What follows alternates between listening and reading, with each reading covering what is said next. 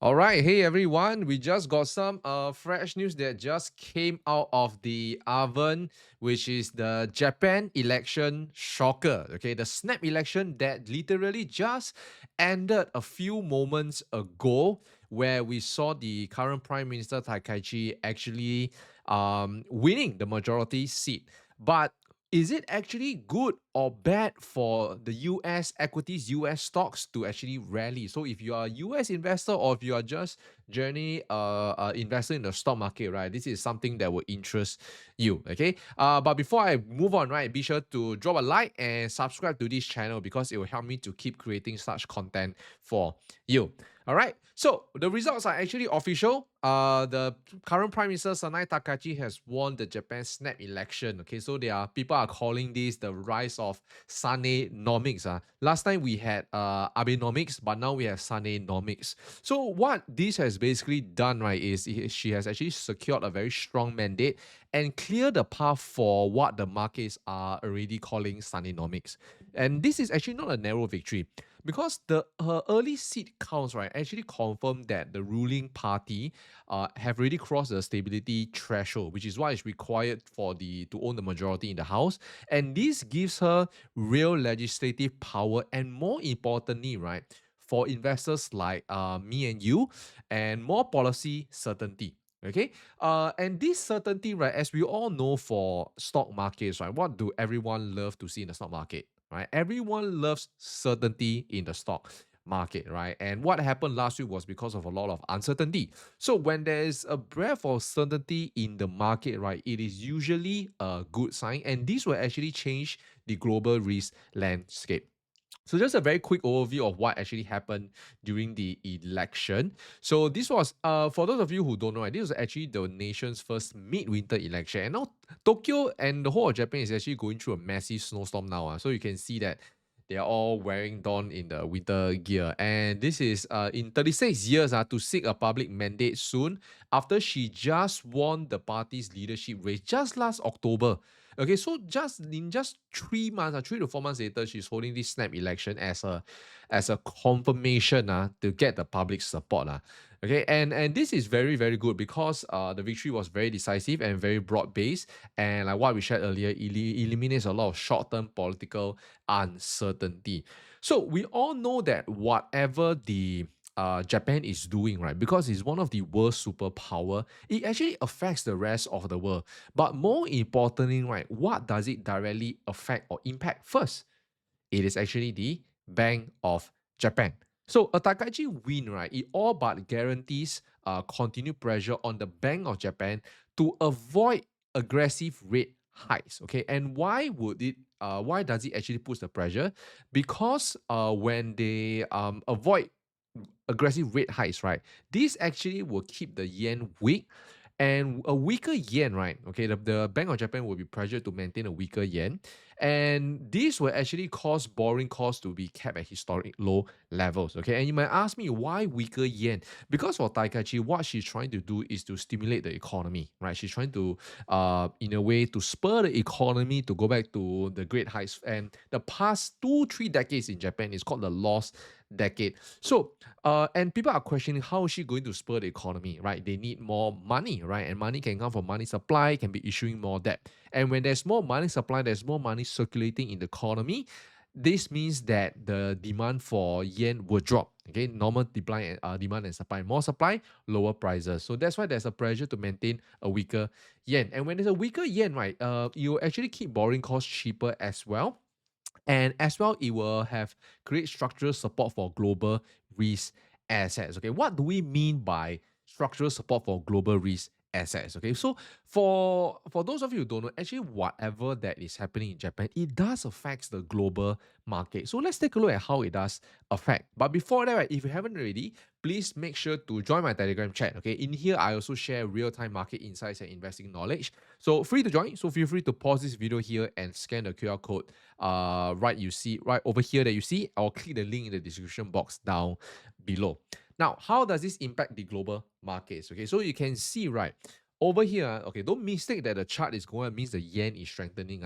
What you see over here is that for $1, over the past actually 2 to 3 years, right, you have $1 is going to get more Japanese yen. So you can see in mid 2025, right? Actually, the yen actually strengthened quite a bit, but since then it has been climbing up. So basically, what we see is that for USD, it is strengthening, but the yen, it is actually weakening. Okay, so the takeaway over here is very simple, that there is more liquidity. Liquidity is much more accessible, right? So Japanese equities led by companies like exports, right? Because when the yen is weaker, right, there's more exports that be going out, and including defense names.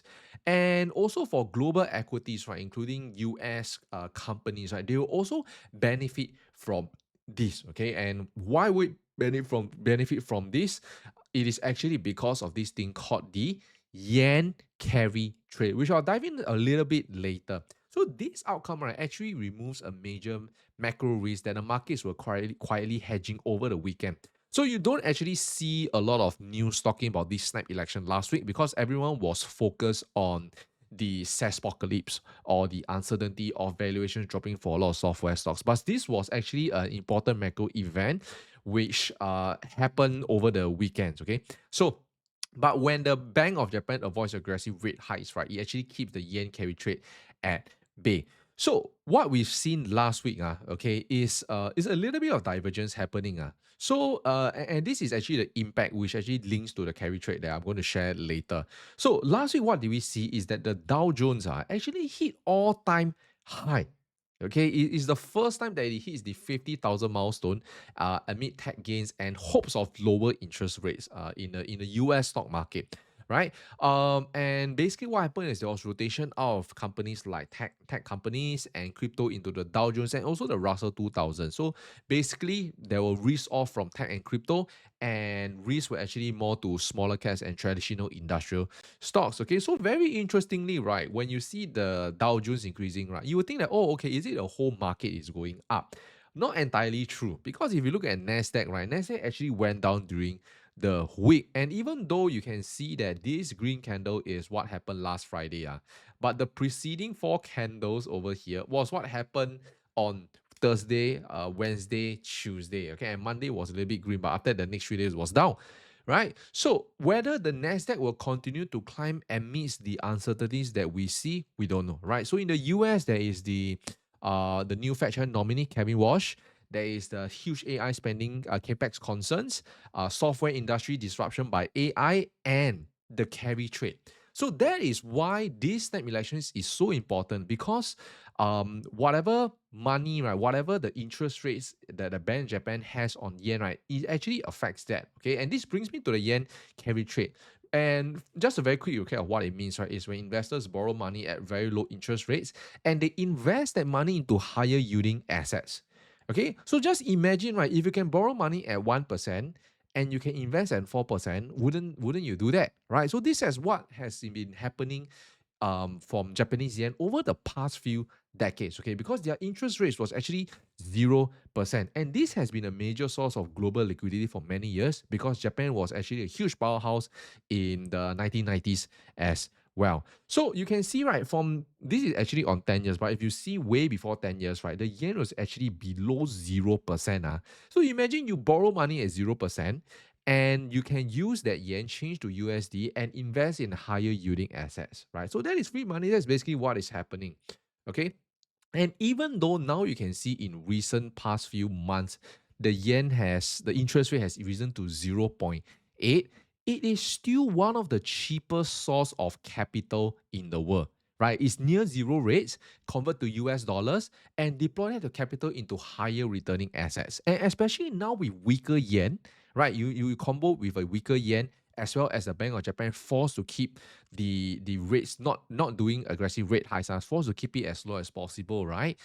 USD is strengthened, right? People with the same number of yen, they can get more USD, right? So these will actually bring capital into higher returning assets like, US, basically the US stock market, treasuries, and global equity. So as long as Japan's rates stay low, that trade remains attractive. So Takachi's victory, right, actually signals that the ATM is open, right? There's no forced deleveraging, no sudden yen yen spike against the USD and no mass unwind of US risk assets. So this is why these results, this snap election results is actually support stocks trading thousands of miles away across the ocean.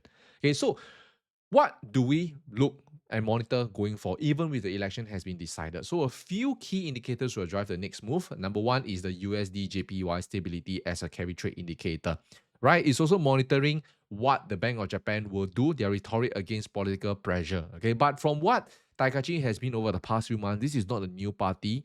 This shouldn't be a very big surprise to many. If any, it is a much more stronger mandate. So continued yen winners will actually confirm trade stability. And if we suddenly see any sharp reversal, right, that is actually an early warning sign. If you see a suddenly the yen suddenly strengthens for no reason, that will be an early warning sign. We've actually seen that happen before. Second is the performance of defense and exporter stock names. So having strength here, it actually validates confidence in fiscal expansion and defense spending, because Taikachi has actually pledged to double defense spending to 2% of GDP immediately. Because why? She wants to counter threats from the China, from North Korea. So industries like Mitsubishi Heavy Industries, they might benefit from it. And not only that, don't forget the US angle like RTX or Lockheed Martin as well, right? Because Japan can't build everything alone. So Taikachi win, right, is in a way it will support this kind of defense stocks right in the US as well, because Japan actually buys this kind of defense systems from RTX, from Lockheed Martin, right? And the last one, like what I shared earlier, is the political pressure. Okay, so that's about it. That's what I wanted to share. I hope that this video has been very helpful for you. So once again, if you enjoyed this video, please drop this video a like and subscribe. And we really appreciate it. And we'll see you in the next video.